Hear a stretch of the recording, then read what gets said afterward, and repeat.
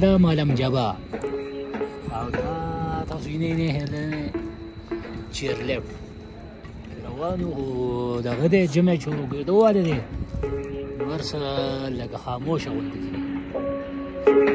تاسو ګورئ د ښوونځي دا یې نه مخامخ دا ځای دی غوڼ هغه والا اوس چې کوم ایر فورس د مونږ دغه تیاری واورې چې کومې ګیمونه دي هغې لپاره دا ګورئ د ماشین ته وګورئ هغه د ماشین ته ونیسه دا ماشین دی او واورې والا چاپي کولو والا دغې ته به یې تیاروي